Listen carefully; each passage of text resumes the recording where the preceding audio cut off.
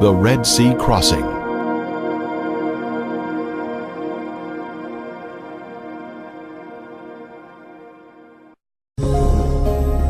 Egypt is steeped with a grand history of ancient science, technology, and beautiful structures. But is there evidence of the children of Israel ever living there? Many years ago, this large stone was discovered in the first cataract of the Nile on Elephantine Island. The inscription states, "For 7 years, there had been no satisfactory inundation of the Nile. As the result of this, grain of every kind was very scarce." In this terrible trouble, King Chesser remembered the god Imhotep, who had once delivered Egypt from a similar calamity. Imhotep can be found in Egyptian history in many places, and it appears he was a sage who was elevated to a god over a period of centuries after his death. Perhaps most confident was Imhotep, the architect who probably conceived of building Zozer's tomb completely from stone. Known as a sculptor, a priest, a healer, Imhotep is considered the preeminent genius of the Old Kingdom. Imhotep had even saved his country from famine. Could Imhotep and Joseph have been one and the same person? We head to Saqqara, Egypt, a short distance south of Cairo. This is where the first pyramid was built in ancient Egypt. It is called the Step Pyramid due to the distinct levels in its shape.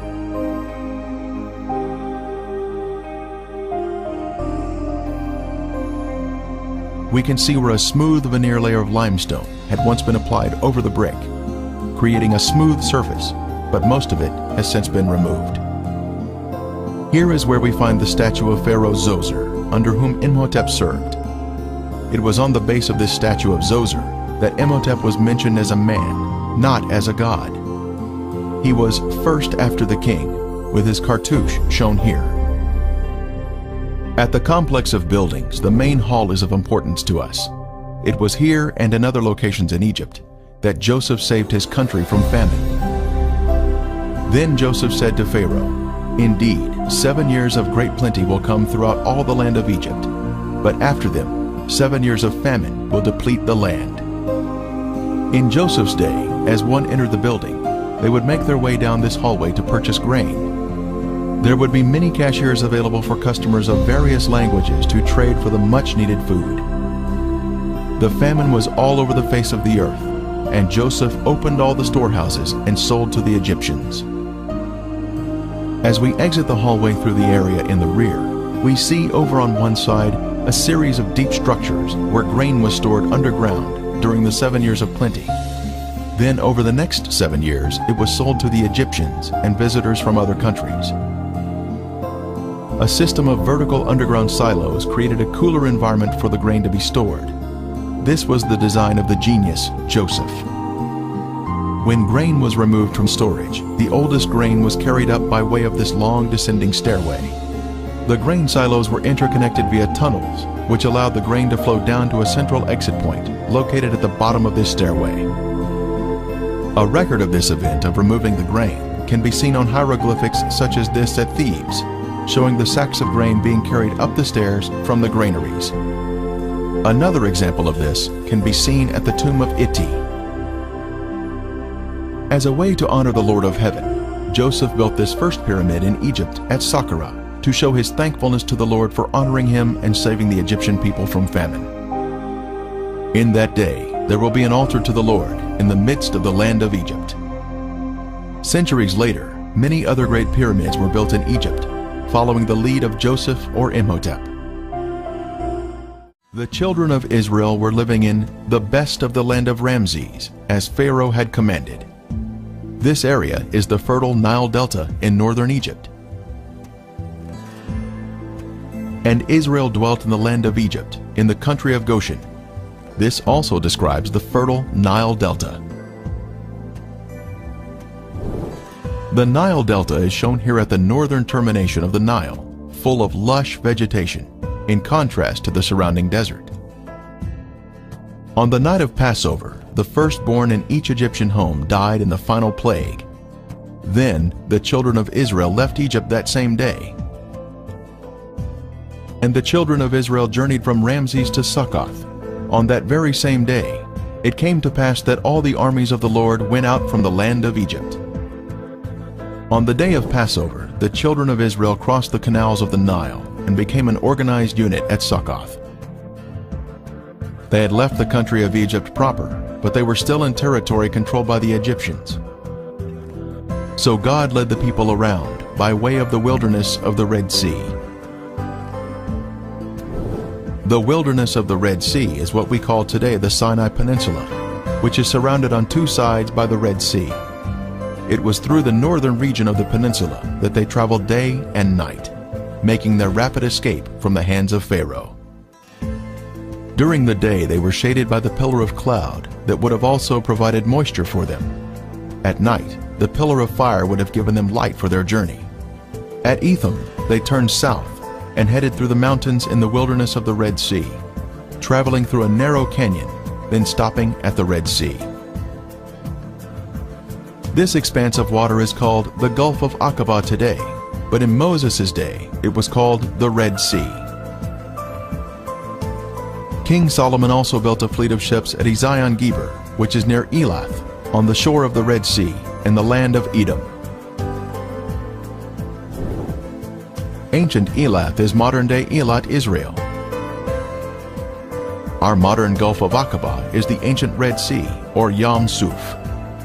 This is the beach where the children of Israel were trapped with nowhere to escape. The Egyptian army was fast approaching, and it appeared death was imminent. The children of Israel cried out, "Because there were no graves in Egypt, have you taken us away to die in the wilderness? Why have you so dealt with us to bring us out of Egypt?" The children of Israel were already out of Egypt when they were preparing to cross the Red Sea. This would exclude any crossing of the Bitter Lakes or the Gulf of Suez.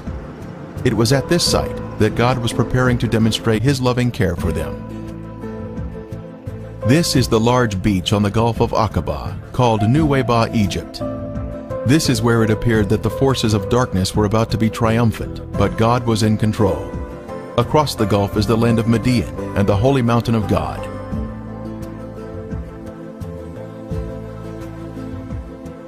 They were to camp between Migdol and the sea, Migdol meaning a fortified city or tower. At the north end of the beach are the remains of an ancient fort, still partially standing today. It was once a three-story structure, capable of housing hundreds of Egyptian soldiers who could have prevented any northern escape from the beach. The location is precisely at the narrowest point of land, between the mountains and the sea, in order to control the movement of travelers through the area. The fortress today is receiving a fresh coat of stucco, which is unfortunately covering up the original stone blocks. At the front of the fortress, we were able to see the stonework that formed the entrance into the structure.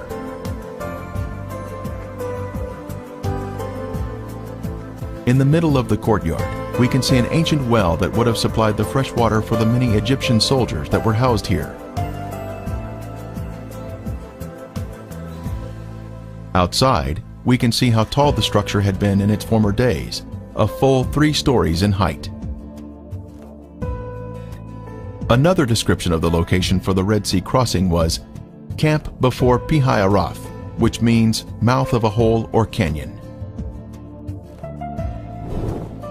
As the children of Israel entered the beach, they had made their way through a system of canyons or wadis and encountered this beach at the Red Sea. The Bible tells us, "They are entangled in the land, the wilderness hath shut them in." They had finally made it through the canyons that snake their way through the mountains, but now they were trapped on the beach. And the angel of God who went before the camp of Israel moved and went behind them, and the pillar of cloud went from before them and stood behind them. So it came between the camp of the Egyptians and the camp of Israel. It was here that the pillar of cloud blocked the Egyptians from advancing toward the children of Israel. For there was on each side a ridge of mountains that terminated at the sea, which were impassable by reason of their roughness and obstructed their flight. There must have been excitement as they reached the beach at the sea, but that soon turned to gloom as they discovered their plight. They were trapped on the beach, awaiting their death at the hands of Pharaoh. From the middle of the beach, we can see the opening of Pi-Hahiroth in the distance, but we head south in order to locate an amazing marker here at the beach. Near the road, we see this large pillar. It had fallen down and was lying in the edge of the water, but today it is about 500 feet from the sea and has been set in concrete.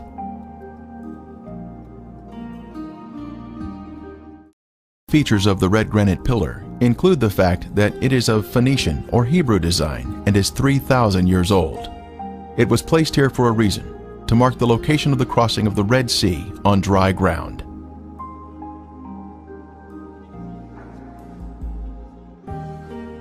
This pillar is even mentioned in the Bible, a pillar to the Lord at its, Egypt's border. At the south end of the beach is where we can see the pillar. A matching column on the other side of the Gulf in Saudi Arabia was found by Ron Wyatt in 1984 and was shown to Saudi authorities.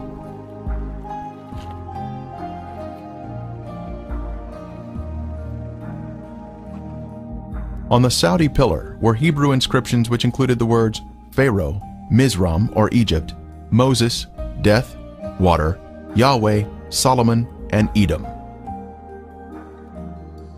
The inscriptions on this column have been removed since the Egyptians living here were not excited about a Hebrew celebration marker located in their own backyard.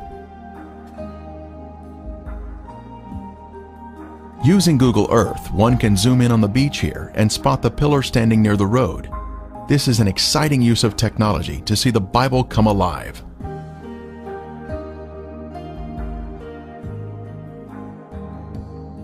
A short distance downhill, we come to the edge of the water where a wonderful miracle took place, where the Lord provided protection to His people, even though they were angry and complaining.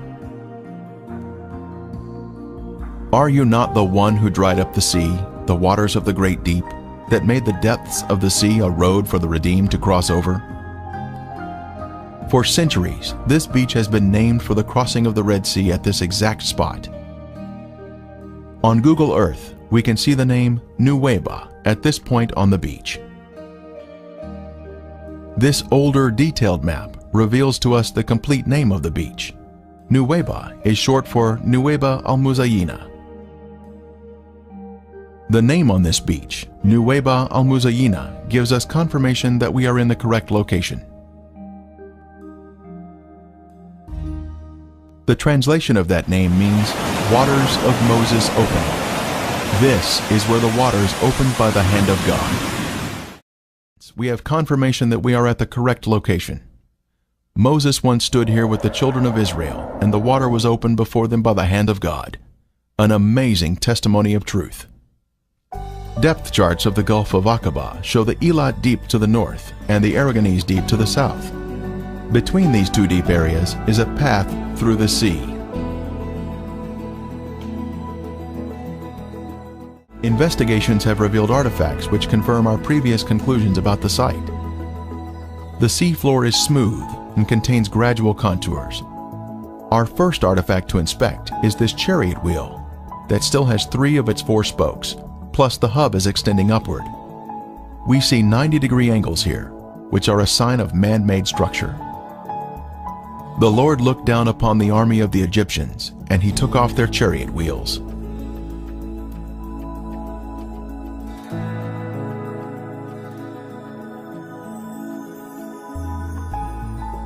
The chariot wheel with 6 spokes was the most widely used by the Egyptians. Egyptian chariots were known to use metal hubs in the center of the wheels. Using metal detectors, divers have found metal in the raised hubs that are now covered in coral. Here we see another 4-spoked chariot wheel with 1 spoke missing and a center raised hub. The coral here has preserved the chariot parts by retaining the man-made structure, even after the wood has disappeared. Here we see another wheel suspended on its axle, standing at attention. It has 6 spokes and a raised center hub.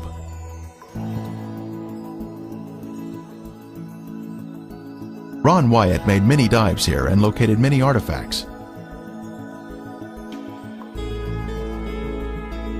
This could have once been a chariot cab. This appears to be another round chariot wheel.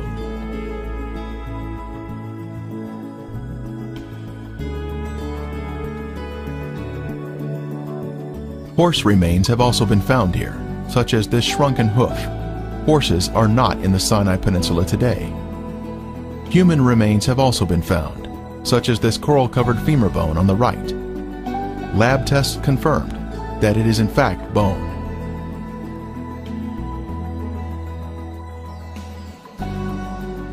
Other bones have also been found. A cross-section reveals the bone inside the coral.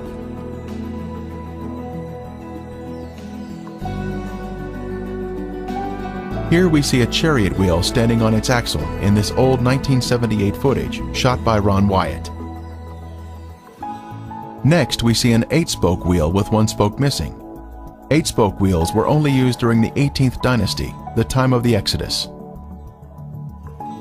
The premier find here at the crossing site is this gold veneer that was left behind from a 4-spoke chariot wheel. The Bible tells us there were 600 choice chariots used in the chase of the children of Israel. This artifact was left behind at a depth of 200 feet. Since specialized equipment would be necessary to raise it to the surface, today it is still in the location where it was found. Since there are chariot parts on this side of the Red Sea crossing, could there be other chariot parts on the other side of the Gulf, showing a continuation of artifacts? On the shore opposite of Nuweiba, inspection of the seafloor in Saudi Arabia has also been conducted to see if chariot parts can be found on this side of the Red Sea crossing. While investigating the Saudi Arabian waters, Viveka Pontian found this beautiful round chariot wheel specimen with a raised center hub. This is confirmation of the chariot parts continuing to the other side of the crossing site, opposite Nuweiba. By confirming the location of the Red Sea crossing, one is then able to conclude without a doubt that the real Mount Sinai must be over in Saudi Arabia, in Midian, just as the Bible says.